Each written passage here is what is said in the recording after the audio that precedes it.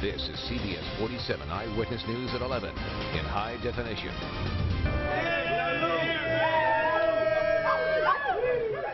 Many came together in Fresno's Tower District tonight to honor the two killed in a tattoo parlor shooting. We're live with reaction. Thanks for joining us tonight. Dennis Valera here. Not everyone knew the victims in this double murder, but that didn't stop people from paying their respects tonight.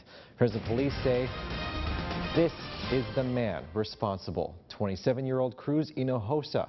He is now behind bars. Police say it happened just before 11 last night at the Fresh Ink Tattoo Parlor on Olive Avenue. CBS 47's Angelica Leilani is live at the Fresno County Jail where Hinojosa is now. Angelica, he was on the run, but he turned himself in. That's right, Dennis. He turned himself in this morning to the Pismo Police Department. The Fresno police went to go and pick him up, and then they brought him back here, to the Fresno County Jail where he was booked. But earlier today, many gathered to remember the two Fresno tattoo artists. Flickering candles, flowers, and photographs sit outside the Fresh Ink Tattoo Parlor in Tower District. It's very unfortunate, you know, and it's really sad. With candles in hand, dozens gathered outside the parlor to pay their respects to 35-year-old Jesse Hernandez III and 30-year-old Pisa Exayapath, two well-known artists in the tattoo community, after both Fresno police say were gunned down inside the shop on Saturday night, allegedly by this man, 27-year-old Cruz Hinojosa. It's very sad, you know what I mean? Life definitely threw a curveball. Police say Hinojosa, Hernandez, and Exayapath all worked at the tattoo parlor together. They say a disturbance broke out between them and resulted with Hinojosa using a firearm. Police say the two were taken to CRMC where they died. On Sunday, Hinojosa turned himself in to the Pismo Police Department. Friends say Exayapath owned the shop for more than 2.5 years and was a good father. A straight edge guy all the time. Like, he'd approach you like he knew you. He was a good man. And he was a good father too. He'd bring his kids around, just bring them around that environment, a friendly environment, a safe environment. Many say both will be missed, but they will carry on their legacy. Again, Fresno police are still trying to figure out a motive, and Hinojosa is here tonight in the Fresno County Jail. Again, I'm Angelica Leilani reporting in downtown Fresno tonight in CBS 47 Eyewitness News. Angelica, thank you. To the North Valley, a man is in critical condition after being shot at multiple times. The Merced County Sheriff's Office says they got calls of shots fired and a man down around 6:30 tonight near Plainsburg Road and Childs Avenue. There, a deputy found a man in his 20s with gunshot injuries. He was taken by air to a hospital in Modesto. There's no information on a suspect, just that the shooter was in a small black car. The Sheriff's Office is still investigating. On to continuing coverage of the Ferguson fire. Crews continue to battle the blaze that doesn't seem to be slowing down. In just 2 days, the blaze ripping through more than 4,000 acres. Containment updated tonight to just 2%. CBS 47's Megan Roop takes us to Yosemite, where visitors are being greeted by a blanket of thick smoke. Visitors gathering at the world-renowned Tunnel View lookout spot known for its views Sunday shrouded by dark smoke. I've stayed here so many times and you can't even see Half Dome. The Orcutt family visiting from Garden Grove in the park since Thursday. It was totally clear this morning when we left. We went out to Tuolumne Meadows, and while we were eating lunch there, the smoke just started billowing in. We headed back, and then this is the first time we've seen it this bad. The smoke flooding in heavy Sunday afternoon, affecting visitors with irritated eyes and some fear. Could see a lot of the flames and smoke last night coming over the mountains, so that was a little scary.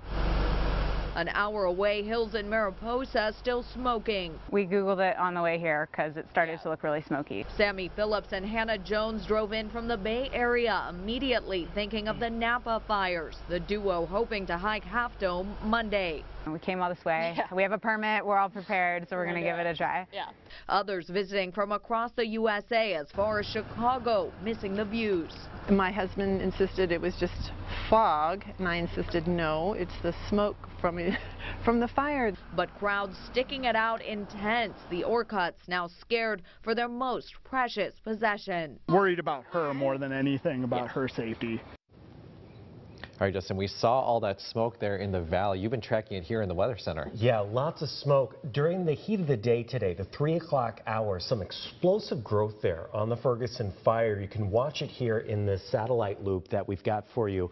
A closer look shows, watch that plume of smoke. It gets so hot and travels so far high up in the atmosphere, it bursts through to a higher layer where winds are faster, pushing it to the east. So you see that cloud top burst right there and then get carried away in those higher level winds. Meanwhile, the rest of the smoke still spreading laterally, going north and south and eventually west and east as well, filling much of the valley with smoke too. So this is a near surface smoke. It's an experimental model, but it is the latest and greatest as far as near surface smoke modeling. And what this shows is the intensity or thickness of the particulate matter in the air thanks to the different fires on the ground when it's combined with forecast wind here.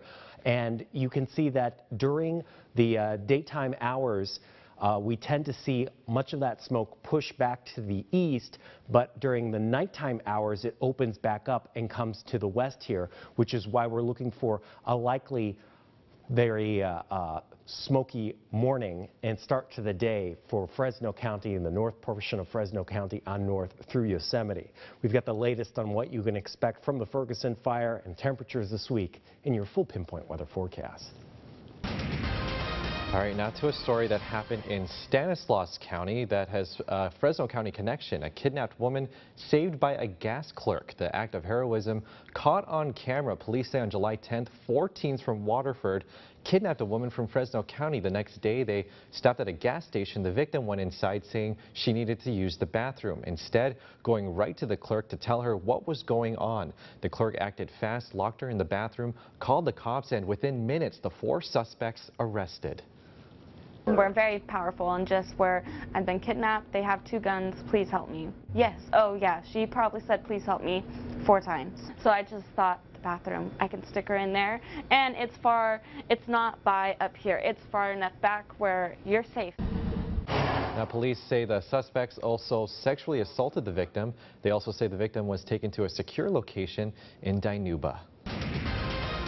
To the South Valley, a gang crackdown takes a number of guns off the streets. The Tulare Area Gang and Narcotic Enforcement Team, or TAGNET, conducted several traffic stops over the last week. They seized these illegally owned guns and a rifle from known gang members. Now, here's a look at a handful of the gang members arrested. There were 5 in total. Now, the arrests span from Orosi, Porterville, Pixley, and Strathmore. Now, last night in Fresno, more than 200 drivers stopped during another one of the traffic unit's DUI checkpoints.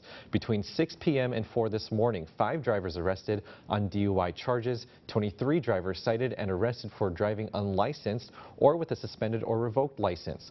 47 citations were given out. Now, police encourage drivers to use any of the many smartphone app options to prevent getting behind the wheel drunk or high.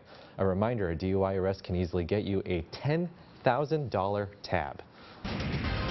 Over to some more state news in San Francisco. A firefighter is recovering after being viciously attacked by a pit bull just after he rescued the dog from a burning house. Battalion Chief John Whiting was attacked when he started talking with a 15-year-old girl who was just taken out of the house. The attack left some severe injuries to his face.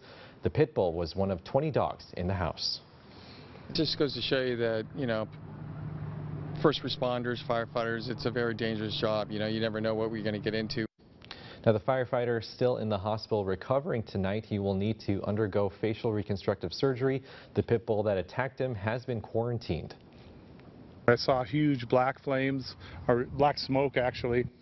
Now, Southern California chase ends in flames. Look at that crazy video. It was caught by a helicopter overhead. CHP says the pursuit started in Santa Ana, ending in the city of Orange. The van got stuck. The driver revved the engine, then it burst into flames, as you can see right there. The driver was never able to get out. His injuries. Now we're still in Santa Ana for another car chase, this time the driver turning sharply, flipping the car completely into the front yard of a home. The driver crawls out just in time to get arrested. Police believe the car was stolen, saying the driver was running red lights, barely missing other cars. Now here's what's still coming up on your Sunday night edition of Eyewitness News at 11. The stage is set for Trump and Putin, what the two leaders are doing just hours before they meet face-to-face for the second time. Then back here in California, they were just on a typical hike when they helped save someone's life.